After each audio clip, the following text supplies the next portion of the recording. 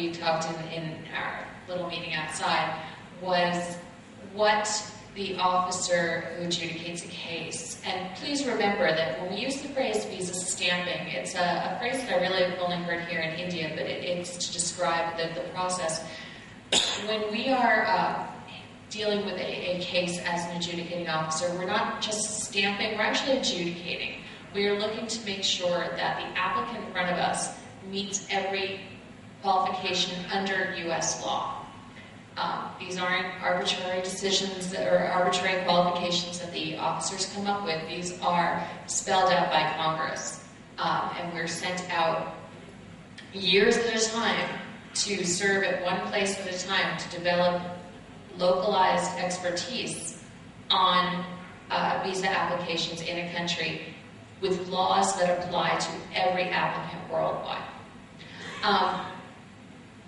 It's true that the question of specialized knowledge probably is what is practically the issue that comes up the most in a case of a denial for an L1B. And these topics will be brought up with NASCOM, with Jim Herman in Delhi. But if I could just talk a little bit about what an officer is looking at. He or she has the context of the petition, and this is very important, the applicant who is standing in front of him or her. To qualify for an L1B, you all know you have to otherwise qualify for an L1A. If that applicant had his or her own petition going through one of the service centers, it has to, he or she should be qualified in that process as well. What I think probably is one of the bigger disconnects is that the applicant in front of an officer is not always able to articulate his specialized knowledge.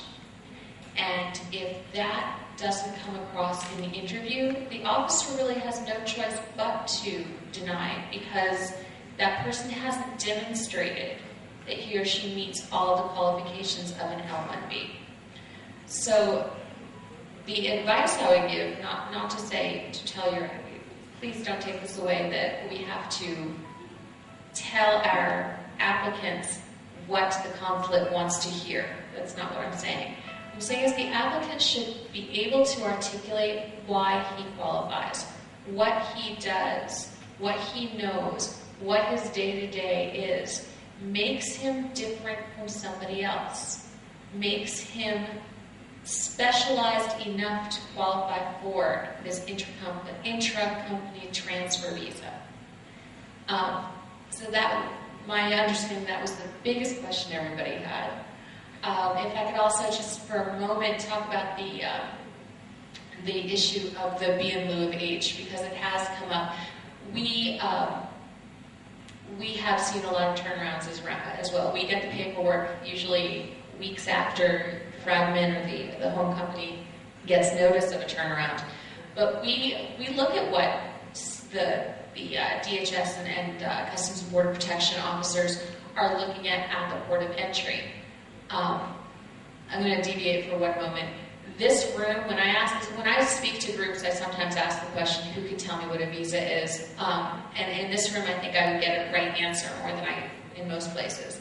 But let me just put it out there for anyone who doesn't know. In U.S. law, a visa is permission to knock on the door for entry to the United States. It's not permission to enter. A visa is also not permission to remain in the United States. Again, it's to knock on the door. Permission to enter, how long you can remain, and what you're allowed to do is all determined by the officer at the port of entry, be it an airport or land border or sea border. So we are adjudicating visas, but then the decision of qualification can be found different from a border guard or a border officer. A visa is just permission to say, here I am for entry, please let me in. So we would like to see what it is that the DHS officers are using in their determinations for turnarounds. And in the question of the B, where he's going for B in lieu of H, it usually is he or she, I would say vast majority are he's, so I don't mean to disparage the ladies in the room, I'm just saying what I see coming out. Usually he has represented he's going to do work that is very, that is non-productive in nature, and the credibility is not established that that is what he's going to do. So I would just caution when you are choosing folks to go to the United States, look very closely at the type of work, type of activities that your staff is going to be doing, and do make sure you get the appropriate category visa. A lot of turnarounds we also see are with B visa holders who have had visas in the past. So don't just, so they have the visa, they don't have to go apply for a visa. You've got the quick turnaround. Don't just say, that person has a B visa, so we're going to throw them at that project, because we don't have to go to the consulate and explain what the work is, because you're going to have to explain it at the port of entry, and it's a lot more expensive to turn around from port of entry as well than to do a visa application. I'm going to pass this along, and if there are more questions more specifically, we can get to them as we go.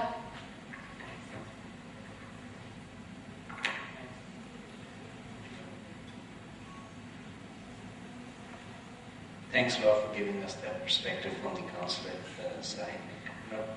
Pass the baton to Brian, trying to find out from him, what role could an evaluation organization such as the one he represents help you guys in making an assessment whether the position and that individual would qualify for an L1? Or would be, possess a specialized knowledge in that the position that he's going for does require him or her to have specialized knowledge. Thank you, Anuj. Essentially, our history is 32 years of providing foreign credential evaluations. Initially from students, foreign educated, who came over to go to school. In the 90s, it evolved into more immigration work, which obviously as immigration increased, H's and things like that, we adapted to that, and so a lot of our evaluations were used for that. Problems that developed out of that too stemmed from like specialty occupation issues and things like that. So, but essentially it's been an evolution to where, like say, when H's started to be gone for the year, the first day, what's a company to do? So L's became kind of a standard, but specialized knowledge, questions of functional managers and things like that. So many of our same clients who we would work with on an H were now coming to us about L's. Can you help us on, qualifying for the blankets and things like that? And obviously the number one thing that we do to help many of our clients who are seeking or who have L1 blankets is provide a credential evaluation to clearly demonstrate that the foreign education is equivalent to a U.S. degree. That's a basic requirement of the L1B blanket. We've had requests come to us because of the struggles internally in the U.S. about functional managers and things like that. It does seem that the question about maybe you don't supervise employees, but they do, according to the regulations, supervise or do manage a function, a service, a department, regardless of whether it has employees. So we have had those types of requests. We can get into it more. Come visit us over at our exhibit. We've got some material there, and I'd like to talk to you one-on-one. But essentially, it's providing a consistent, in the regulations it says,